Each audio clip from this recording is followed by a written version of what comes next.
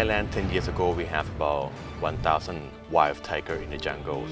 But as of today, we have less than 50 really experienced law enforcement around the globe, including like we're talking about like the FBI. Thailand is a lead shepherd in the ASEAN member state to fighting against the wildlife crimes. Now the policymaker, they agree to working with us. สวัสดีค่ะ Welcome to Thailand Today I'm กุสมาโยธาสมุทร 2016 is a maiden year for the ASEAN Economic Community. Much was said as publicized about an enlarged scope of cooperation in a wide range of areas, chiefly trade and investment, and unprecedented labor movement. These are by a larger human-centric and aim at improving the economic well-being of the citizens of ASEAN. The grouping, however, has another group of underprivileged citizens that deserve greater care and protection. Wildlife protection is a key area which has seen cooperation and concentrated law enforcement against wildlife crime among ASEAN officials, intensified in recent years. Thailand today is very glad and very keen to have with us today Mr. Vatanarak Suranartyuth. He is the director of the ASEAN Wildlife Enforcement Network Law Enforcement Extension Office, ASEAN WellLeo. So who will tell us about the Memorandum of Understanding to stop wildlife crime?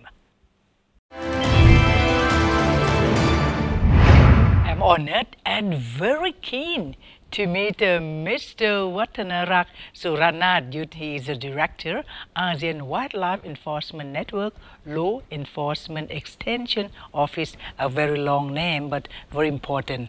This belongs to the Association of Southeast Asian Nations that you are doing it. Sankadika. Welcome to Thailand today. Thank you. Well, first of all, I would like to, should I congratulate for we have a new ASEAN AEC permanently we are now, and also you are in the merge of doing something for ASEAN on the wildlife.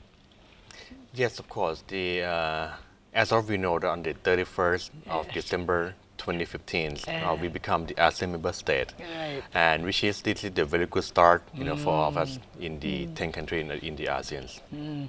Very interesting. Well, the topic we talk today is how do we preserve the wildlife among the ASEAN countries, right? So tell us about ASEAN has been a long time. We've been doing many years, and now we just really announced actually to the people that we are really doing. But why now? This endanger of the wildlife has been long time, but why we are doing it now? Okay, for your information, basically the ASEAN Wildlife Enforcement Network we established since 1st December 2005. Yes. This one has been endorsed by the leading of the state in all of the 10 ASEAN member states. Okay. And for us, because as of we know that the populations of the wildlife has been reduced by the huge reductions, and for us we need to help the wildlife and save them for our future and our children. Very good. When you touch on this, tell me how endangered are we? That list of the wildlife? Yes. So basically, let me just give some example. Okay. In Thailand, 10 years ago, we have about 1,000 wild tiger in the jungles.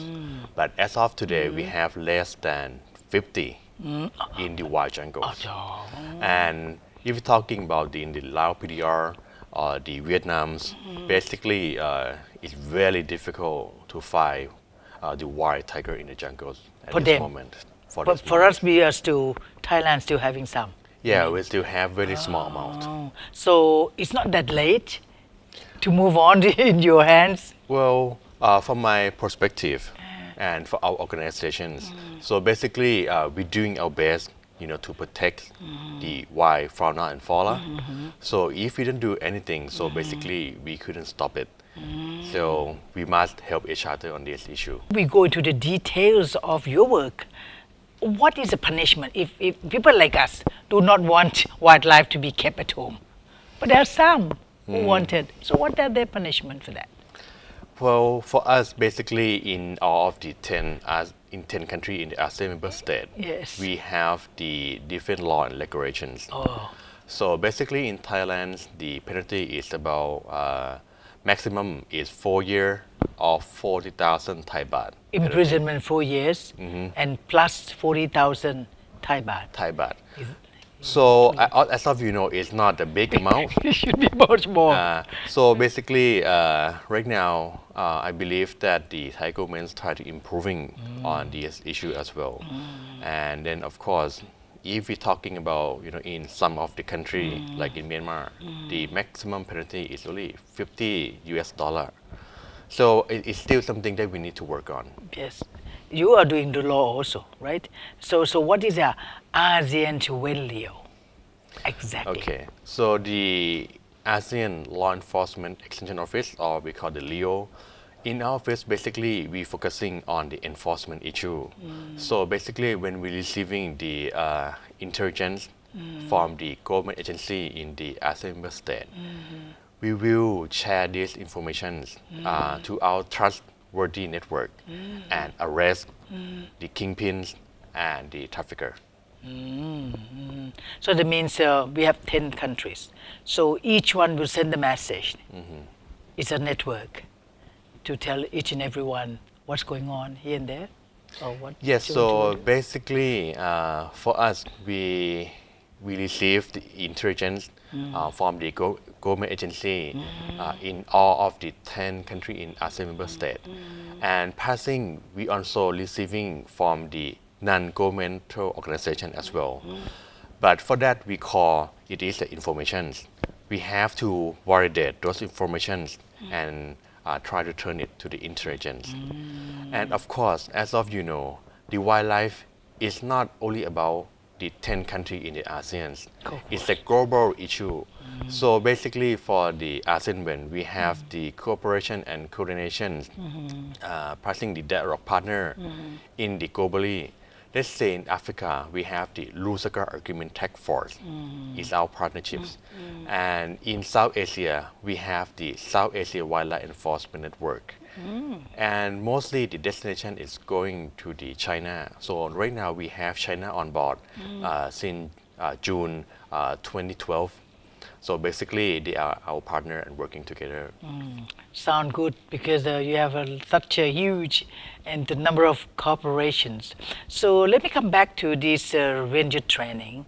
Where is a particular place that you do the training? Is it in Thailand or any other part of the country? So actually, what we do with the support by the U.S. government, we're using the Naresuan camps. Okay. This camp is hosting by the Royal Thai Police. Oh.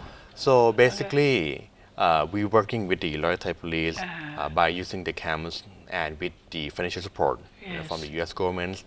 And we bring the law enforcement, really experienced law enforcement around the globe, including like we're talking about like the FBI, CIA, That much, and also yes. like the Australian military, also our instructor. Why do we have to get them? I mean, what do they go to train? Can you briefly tell us about the curriculum for that? Yes, of course. It's a very long story, but I will make it Make very it short short. story, yeah. So basically, for the training itself, we want the first quality. So basically, that's why we bring the world-class instructor come here to Thailand and train not only for the Thai government officials, but to the all of the 10 countries in the ASEAN member state as well. And then for this training, we teach them how to patrol in the wild jungles. And after you arrest them, we treat them the programs, how can you use it to report and how to call for help from the relevant government agency. But frankly, the ranger themselves, used to misbehave. Used to, I said, but I don't know about the future.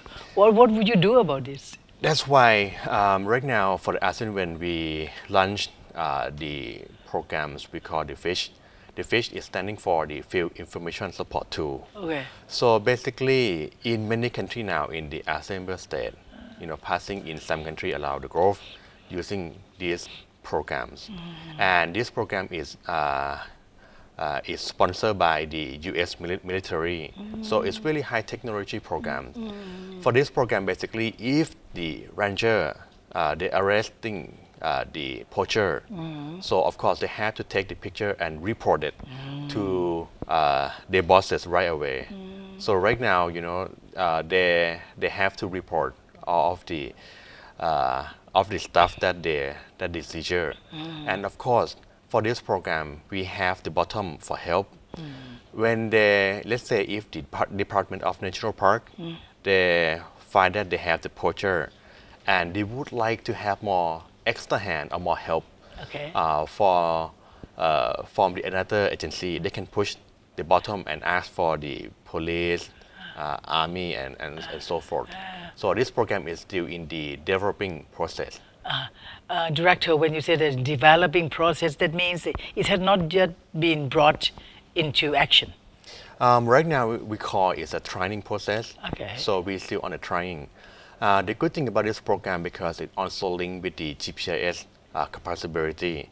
And let's say if the ranger they need some help, or they need to identify if this product is the protected species or not, they can go to the library as well that we can have the identify the species. So the sooner the quicker. Yes. Before on gone. Yes. Now, what are the members are doing with regard to wildlife protection? Just members of countries, yes. Well, the member country now we sharing the intelligence that I would say. Yes. And then of course those intelligence after we collect the data and then we try to identify the syndicate.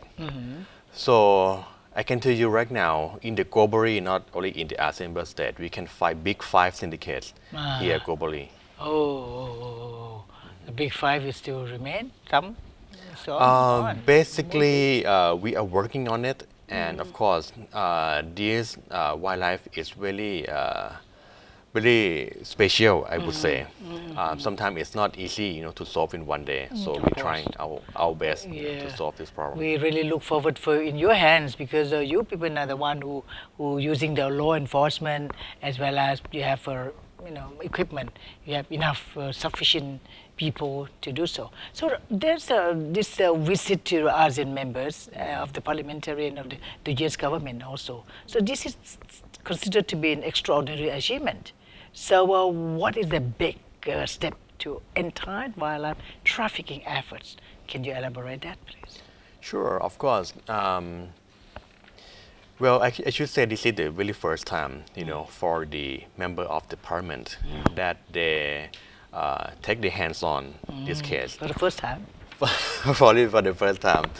The reason why is, of course, in the parliament, they really busy, with the economics, with the terrorists or human trafficking. That is their first priority, and then of course they have a lot of work, to do. But for the wildlife crimes, so if we're talking about the October 2015 at the AMTC. Okay. So the AMTC is the ASEAN Minister Meeting on Transnational Crimes. Has been endorsed that the wildlife and timber crime is the prioritized that need to taken care of. Very interesting. So is there any connection between the illegal wildlife trafficking and the international crime syndicates that you mentioned a little bit on that? Yes, of course. As of that the wildlife crimes now it costs about $10 billion each year, and it's ranking up there, under the human trafficking, and drug. So somehow, let's say I'm talking about the Operation Cobra 3, which is we conduct on May 2015 here in Bangkok, Thailand. For these operations, we have 62 countries participated. Wow. And then at these operations, basically we have over 300 seizures and 600 arrests of wildlife counterbands. And some of them we can see that the wildlife they have connect with the drug and arms when we seizure those operations. Yeah. Is there any way that we know? How do you know the number of wildlife that what we have? Number of this one of which country? How do you have any? I mean, as a layman, that I wanted to ask you this. Is there any apparatus or anything to do so? Yes, of course. It's very simple. Basically, let's say in Thailand, we have two of the government agency who in charge. One of them is the Department of National Park. Okay. So basically, the Department of National Park, they're in charge of the national park area. And then we have the Royal Forest Department. And Royal Forest Department, they're in charge of the forest besides of the national park area. So of course, we sometimes we helping them as well to put the civilian camera, and we counting all those number of the wildlife. In the You jungle. sometime have visited there, Director? Oh, actually, I myself I love to stay in the jungle. Really? So most of my time, I say about 50% of my time, I stay in the jungle, and then I've been talking and working with the frontline officer. So I want to understand on what they need. Yes. They have better equipment, better weapons, better uniform for protection. Is there any sufficiency of that? What kind of cooperation you have to support them? Well, for us, for the ASEAN Wildlife Enforcement Network, we provide the trainings, and then we also provide the meetings. Let's say if the country they want to do the bilateral, multilateral, or the regional meetings, we can provide and help them to organize those meetings. And for the equipment wise, we also are helping them, to providing the like a GPIS, which is very important for the ranger. When they are in the forest. This normally the rangers should be local people today, so that they know the landscape of everything. What do you think? Is there all generalized? So basically, I should say more than half of them is the local people.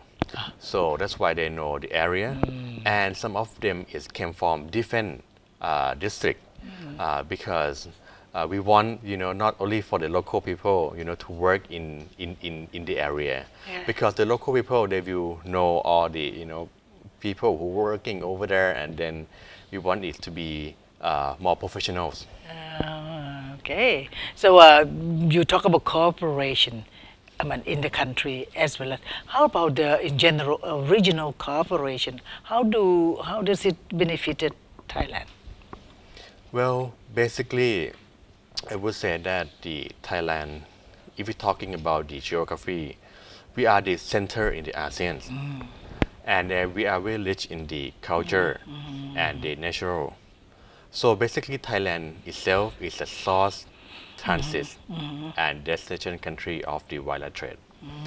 And as we can see in these couple years, Thailand is a lead shepherd in the ASEAN member state to fighting against the wildlife crimes, which is very beneficial to the Thailand to bring the good image to the global perspective. Yeah, like Mr. Director, I agree with you that we are good in culturally, traditionally, good people. Again, this is very important that we are in the positioning of protecting things. So what is the implication of the MOU or Memorandum of Understanding on this to stop the wildlife crime? Well, the MOU basically is really neat. It's because it's the cooperation of the ASEAN Wins and the IPA. The IPA is the ASEAN Interparliamentary Assembly. ASEAN Parliamentary Assembly. All right. So basically, of course, the ASEAN when we're working with the government agency, for the past 10 years. But of course, we would like to bring this important issue to the policy maker. And now the policy maker, they agree to working with us, sharing the intelligence, working the workshops, and discuss about the law and regulations, and how to help the relating government agency, make sure they have enough support. I really support you mentally. Anyway, so what is the next practical step after this to have this MOU? Well, so basically, of course, we not only sign the MOU, we want to follow up. And right now, we already have the Kuala Lumpur declarations that all 10 countries of the ASEAN Minister of Environment sign on the wildlife and timber as the transnational crimes. We would like to follow up, and we would like to make sure that all the government agencies, they have enough of the financials, human resources, and the training and equipment. Do you think, Mr. Director, that the younger generation in Thailand, and I'm sure because people are watching our program in 177 countries, including ASEAN, should start from the young? What kind of teach to get them realized of what's going on and what's going to be next? This happening to. So what we have, because we have the ASEAN, when we had a program called the public awareness. So the public awareness program, basically we teach the young children, or even the high school or the college kids, about how is the importance of the wildlife. And we also have the campaigns, like the billboard, and sometimes we put the poster on the airport, not only in Thailand though, in many countries around the globe, about the care and the importance, about the wildlife and why it's important. Yeah, so they should know. I think I'd leave you better talk to 1 minute I have for you. Please convince the audience all over the world who are watching our program now to stop it, to do anything to make our world a good living place. Thank you. So basically, the government officials, or the international organization, we cannot work by ourselves. We need the help from the civilians and all of the organizations. And then for us, if you receive some intelligence or you have some information, you can share it with the ASEAN or the relevant government agency at your homes. And the wildlife is very important. Wildlife cannot talk by him or herself. So basically, we need to speak for them. And the wildlife is very important for the life cycles. And we hope that everyone not only stop the wildlife today, but stop to all of the year. Thank you. Yes, so this we do not leave your heart out to the world or to the city so much out of the forest, because that is flood, everything is happening to what we are facing throughout the world is all this. So we have you here. Thank you very much for being here.